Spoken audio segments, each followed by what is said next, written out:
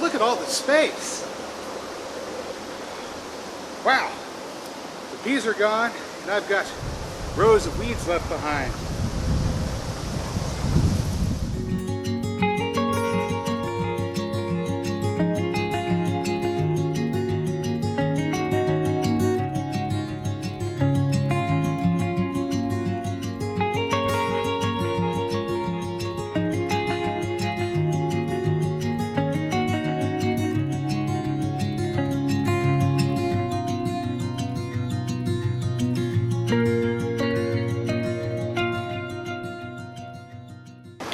Well, hello there, good people. Hi, it's Jason with Green Country Agriforestry back here in the backyard again.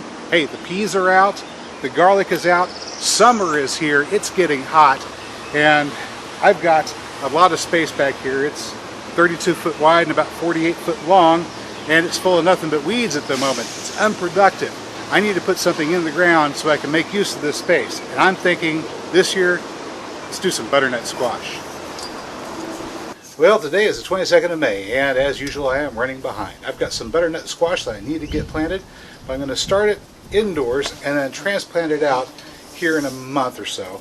This is part of a long-term plan and strategy that I have for keeping garlic and butternut squash growing in the same space, and I'm going to intercrop some other things like some bean towers. That'll be next year though. This year I just need to get started on that butternut. And I'm planning on planting 24 butternut squash. But the method I'm planning on using is a little bit different, and it's going to take some prep work, and I haven't done that prep work yet, so I'm running behind, as I was saying. I'm going to take this and get to work turning this into a planting system.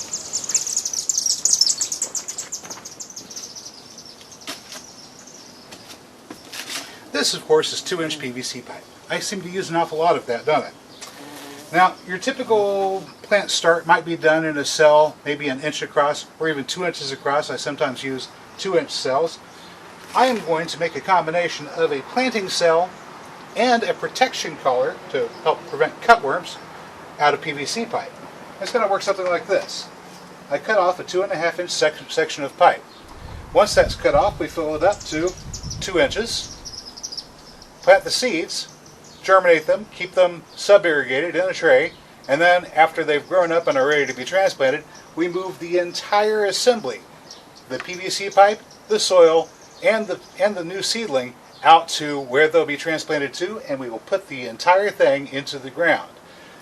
The roots just continue to grow, and the PVC pipe acting as a collar may, I'm not going to guarantee it, but it may help prevent predation from cutworms. Now, the thought did occur to me that if I were to use copper instead of PVC pipe, I could add some slug protection as well. Unfortunately, the only copper stock I've got right now is little 1/4-inch tubing and 4-inch copper pipe.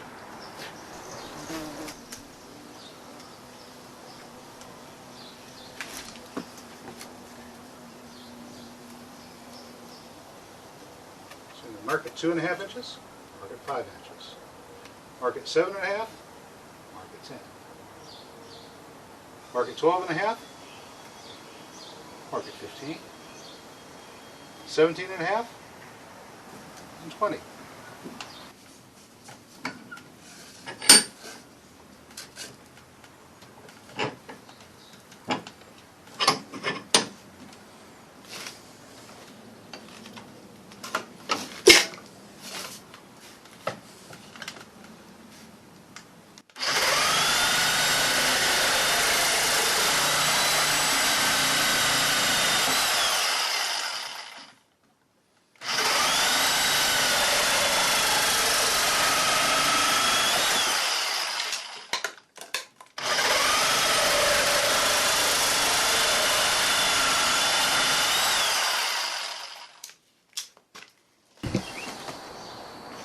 Okay, so over here is some of that dirt that we threw together a few weeks ago, introduced the earthworms to. We're going to use some of this as a seed start mix for our butternut squash. To get it prepared, I'm going to take the cement mixing tray and throw it down in here with a screen. And we'll just drop the dirt into the screen.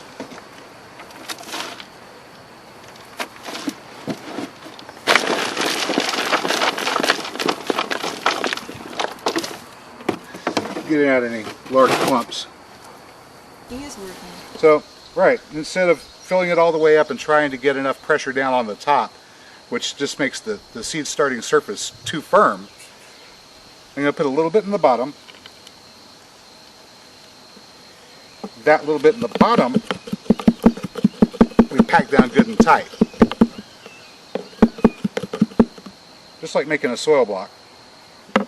Okay, for us not gardening people, what is a soil block? A soil block is just another method of getting your seed started where you've got a form that you fill with soil and compress so you have a block of soil. You start your seeds in the block of soil. Well, the advantage of that is whenever the roots expand, there isn't a pot to bind the roots and make them coil around and around and around and not go anywhere. These particular collars, since they have an open bottom, whenever the roots get to this point, they can just go ahead and head on out the bottom, and there's nothing to constrain them. So a root can break that, no problem.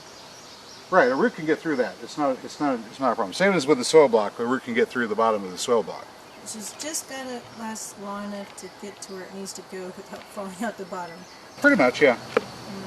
Here we go. We have some butternut squash. This is a cultivar called Ponca butternut squash. It was sold to me by Any Seed out there in where is this?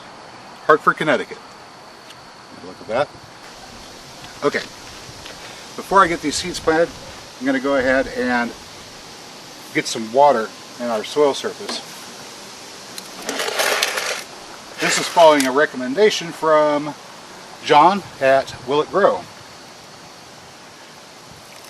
Because whenever you water, the soil drops a little bit.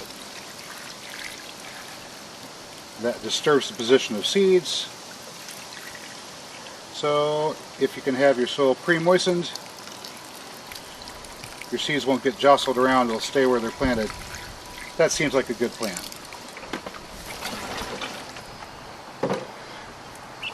Alright, so I just poured the excess water off. Our soil is now dampened, it's practically mud, and we're going to take our seeds. The butternut squash is a winter squash, so you want to start these at about enough time for them to grow to maturity and produce fruit before winter arrives. So typically the middle of summer. Middle of summer. Okay, gotcha. And then? Well, it's not middle of summer yet. Sure. I'm starting them indoors. Actually, really, right about the beginning of summer, I think would probably be best. It really depends upon where you're at. So Tell you what. This is about Memorial Day here in Zone 7A. We're at Zone 7A, yeah. Tell you what. Just have a look at the old Farmer's Almanac and consult for your location, and that will tell you the best time to sow your squash.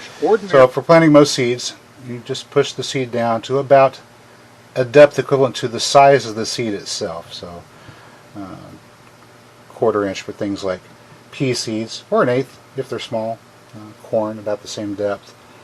Squash, these are flat, so you could argue that they only need about 1/8 worth of coverage if you're putting them down sideways. Tops, 1/4. Doesn't matter. As long as they're in the ground and covered, have good soil contact, and they can stay moist and hydrated, that's what they need. And the dowel rod that I'm using, you could use a pencil, you could use a chopstick, you can use a twig that you just pick up off the ground. All of that will work.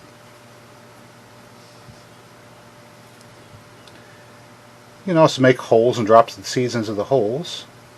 But when you have a good soft soil surface to work with, like this, just pushing them down is perfectly fine.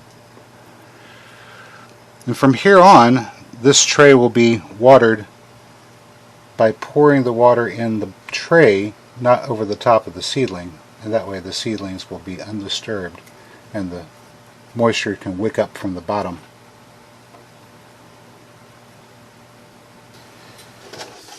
Alright, now that we've got water in the bottom of the tray, it'll wick up from the bottom and keep the soil moistened, and to help trap some of that moisture in and encourage a warmer environment, I'm just going to put a little plastic lid over the top there. And there we go. Our squash will germinate in the next couple of days and we'll get them started growing. And here in a month or so, they'll be ready to transplant out. Okay, today is June the 9th. What is today? Tuesday, I think it is. I think it's Tuesday.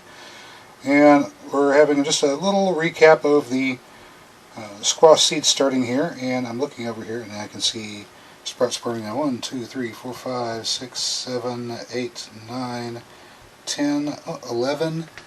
And that one's starting to come up. 12 of the, we have 24 little collars here.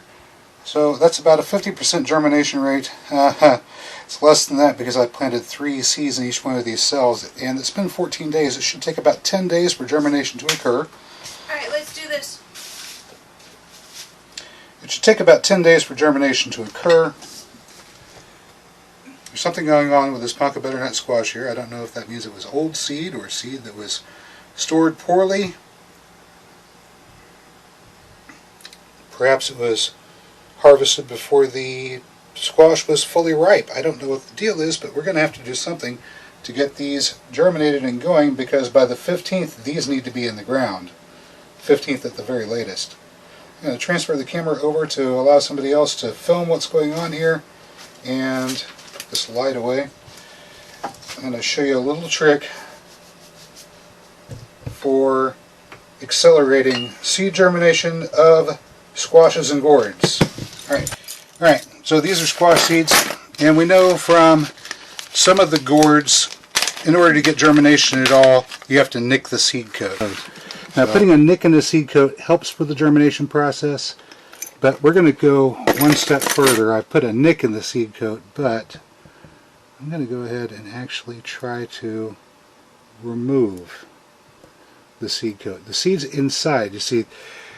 We think of this here as the seed, but that's actually the seed plus a hard shell that covers it. If we could bring the camera, follow my finger to right there, you'll see that we've got the seed coat sitting on top. The seed is germinated and it's pushing up and out, and it's lifting that up, but the seed coat's still on the top there. Okay, follow the finger. So back to here, what I'm going to try to do is use my fingernail clippers. Every gentleman should have fingernail clippers and a can opener and something to pull the pegs on their guitar, bottle opener, and a flashlight. Okay, it's not a very great flashlight. On your keychain. Flashlight? Flashlight! Yes, on your keychain. No, you don't have to do that, but it doesn't hurt. So, using the clippers, I'm just going to remove the outer edge. I've got seed coat, which should help allow me to open it up.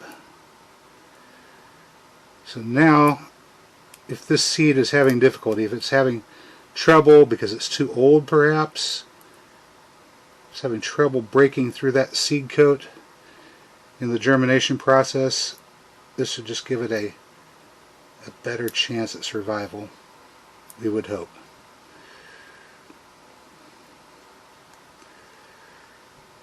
Well, knock on wood. In this case, freezer. Knock on freezer, knock on wood.